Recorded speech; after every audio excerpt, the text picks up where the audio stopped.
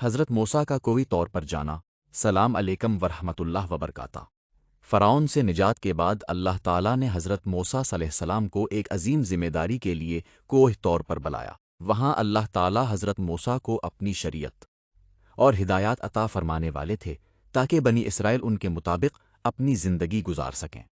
حضرت موسیٰ نے روانگی سے پہلے اپنے بھائی ہارون علیہ السلام کو بنی اسرائیل کی نگرانی کی ذمہ داری سونپی اور فرمایا کہ لوگوں کی اصلاح کرتے رہیں اور انہیں سیدھے راستے پر قائم رکھیں۔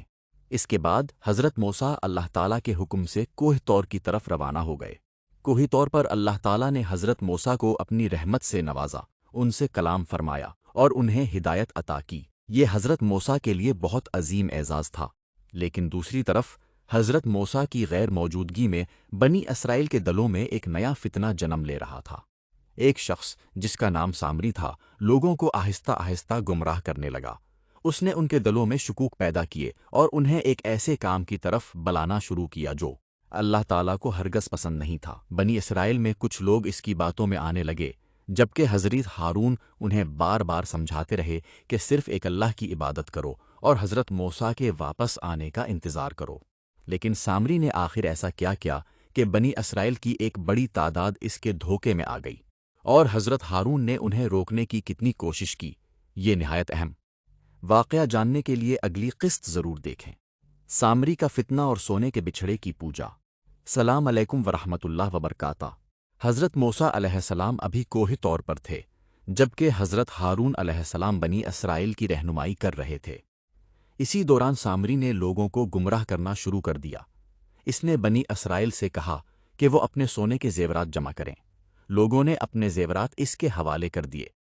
سامری نے ان زیورات کو پگھلا کر ایک بچھڑا بنایا۔ اللہ تعالیٰ کی مشیت کے تحت اس میں سے ہوا گزرنے پر آواز پیدا ہوتی تھی۔ سامری نے اسی بات کو دھوکے کے لیے استعمال کیا۔ اس نے لوگوں سے کہا، یہی تمہارا معبود ہے اور موسیٰ کا بھی معبود ہے، لیکن موسیٰ اسے یہاں چھوڑ کر چلے گئے ہیں۔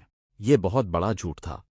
حضرت ہارون نے فوراً لوگوں کو سمجھایا، اے میری قوم، تم صرف آزمائش میں ڈالے گئے ہو۔ تمہارا حقیقی رب تو صرف اللہ تعالیٰ ہے۔ میری بات مانو اور گمراہی سے بچو۔ لیکن بہت سے لوگ سامری کے دھوکے میں آ گئے اور اس بچھڑے کی عبادت کرنے لگے۔ حضرت ہارون مسلسل انہیں روکتے رہے، مگر لوگوں کی ایک بڑی تعداد نے ان کی بات نہ مانی۔ یہ بنی اسرائیل کی ایک بہت بڑی آزمائش تھی، کیونکہ انہوں نے اتنی بڑی نعمتیں دیکھنے کے باوجود اللہ تعالیٰ کی نافرمانی کی۔ اب سوال یہ تھا کہ جب حضرت موسیٰ کوہ طور سے واپس آئیں گے اور اپنی قوم کو اس حال میں دیکھیں گے تو ان کا رد عمل کیا ہوگا؟ سامری کے ساتھ کیا سلوک کیا جائے گا؟ یہ نہایت اہم واقعہ جاننے کے لیے اگلی قسط ضرور دیکھیے۔